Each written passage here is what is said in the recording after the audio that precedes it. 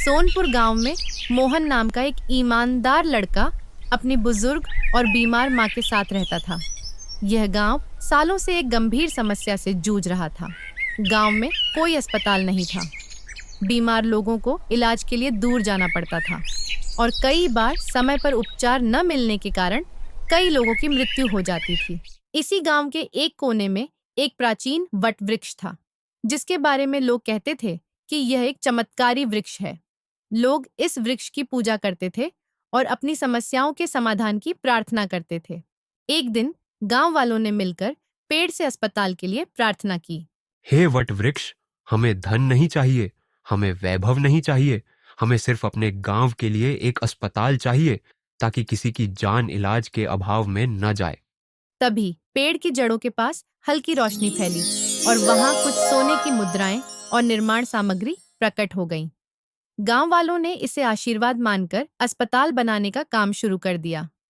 कुछ महीनों बाद गांव में एक सुंदर अस्पताल बनकर तैयार हो गया और अब किसी को इलाज के लिए दूर नहीं जाना पड़ता था।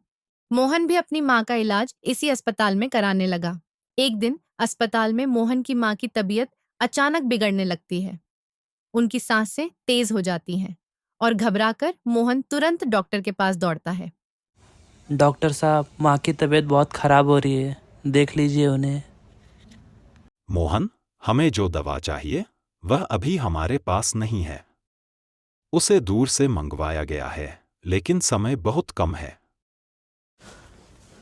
अगर दवा नहीं मिली तो? अगर उन्हें समय पर दवा नहीं मिली तो उनकी जान जाने का खतरा बढ़ सकता है। यह सुनते ही मोहन घबरा जाता है और तेजी से वटवृक्ष के पास पहुंचकर श्रद्धा भाव से प्रार्थना करने लगता है। हे वटवृक्ष, मुझे कुछ नहीं चाहिए, मुझे सिर्फ मेरी माँ चाहिए। मेरी माँ की जान बचा लीजिए। तभी पेड़ की जड़ों के पास एक टोकरी प्रकट हुई जिसमें चमत्कारी औषधियां थीं। मोहन ने तुरंत औषधियां अपनी माँ को दी और कुछ ही दिनों में वह पूरी तरह स्वस्थ हो गईं। गांव वालों ने इस चमत्कार को देखा और मोहन की सच्चाई की सराहना की। लेकिन यह खबर रघु काका तक भी पहुंची। रघु काका गांव के सबसे लालची व्यक्ति थे। जब उन्होंने सुना कि यह पेड़ इच्छाएं पूरी करता है तो उनके मन में लालच की लहर दौड़ गई।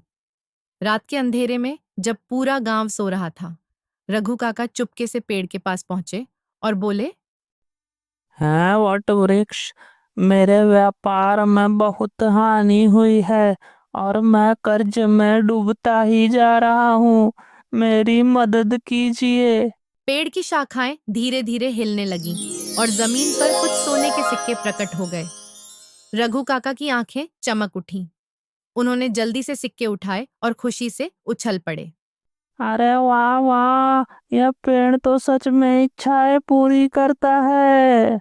रघु काका ने उन सिक्कों को गांव वालों को ऊंची दरों पर ब्याज पर देना शुरू कर दिया। अब वह और भी लालची हो गए थे। एक रात जब उन्होंने देखा कि सोने के सिक्के लाकर वे कितना मुनाफा कमा रहे हैं, तो उनके दिमाग में एक और योजना आई। यह पेड़ तो बड़ा मूर्ख है। अब तो मैं इससे और सोना मांगूंगा और उसे भी ब्याज पे दे दूंगा, पैसा ही पैसा होगा।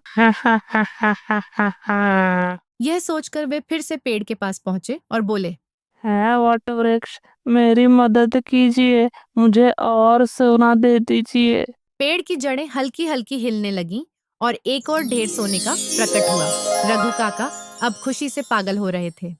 अब तो मैं राजा बन जाऊंगा। अब वे हर रात पेड़ से सोना मांगते और उसे ऊंचे ब्याज पर गांव वालों को देते। धीरे धीरे गांव के लोग उनके कर्जदार होते गए और रघु काका की दौलत बढ़ती गई। लेकिन उनका लालच खत्म नहीं हुआ। रघु काका को अब लगने लगा था कि यह पेड़ उनकी जागीर है। वे और भी अमीर बनने के सपने देखने लगे। एक रात उन्होंने फिर पेड़ से मांगा, ए पेड़, इस बार मुझे पहले से 10 गुना ज्यादा सोना चाहिए। पर इस बार कुछ अजीब हुआ। पेड़ की जड़ें अचानक तेजी से हिलने लगीं और आसमान में अंधेरा छा गया।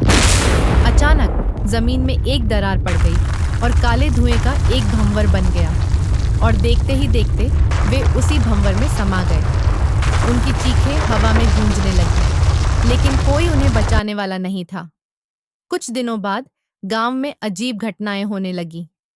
रात को पेड़ के पास किसी की परछाई दिखाई देती थी और किसी की धीमी धीमी फुसफुसाहट सुनाई देती थी।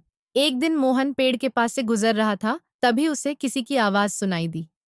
मोहन, मोहन, मैंने जो किया वो गलत था।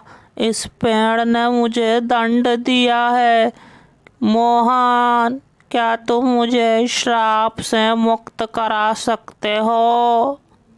मोहन तुरंत समझ गया कि यह आवाज रघु काका की ही है, जो वट वृक्ष की जड़ों से आ रही थी।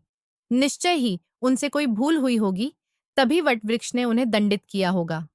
उसने गहरी सांस ली और धीरे से कहा, हे वटवृक्ष, मेरी आपसे यही प्रार्थना है कि आप रघु काका को माफ़ कर दीजिए और उन्हें इस श्राप से मुक्त कर दीजिए।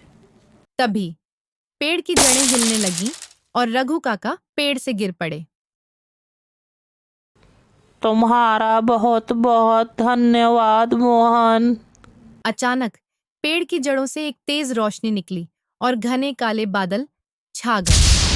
उसी पल वट वृक्ष से एक दिव्य प्रकाश प्रकट हुआ और देखते ही देखते वह वृक्ष गायब हो गया। उसी रोशनी से एक रहस्यमयी हे आवाज मोहन, आई। तुम न सिर्फ एक ईमानदार व्यक्ति हो, बल्कि दयालु और नेक दिल भी हो। तुमने सिर्फ रघु काका की जान ही नहीं बचाई, बल्कि मुझे भी इस श्राप से मुक्त कर दिया है। पर आप कौन हैं? मैं राजा वीर सिंह हूं।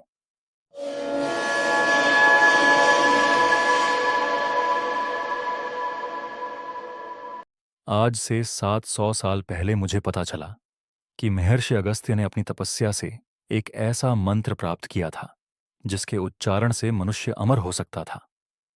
लालच में आकर मैंने वह वरदान उनसे मांगने की कोशिश की और धन का लोभ देकर उन्हें खरीदना चाहा, लेकिन उन्होंने मेरा प्रस्ताव ठुकरा दिया। क्रोध में आकर मैंने अपनी तलवार से उनकी हत्या कर दी। मरते मरते उन्होंने मुझे श्राप दिया।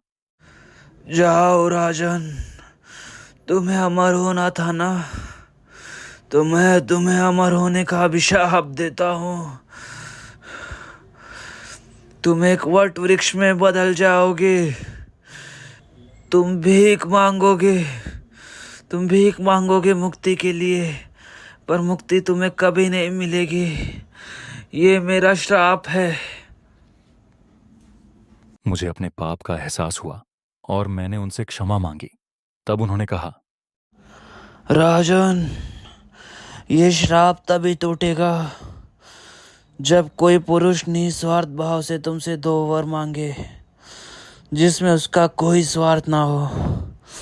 तभी ये श्राप टूट जाएगा और तुम इस श्राप से मुक्त हो जाओगे।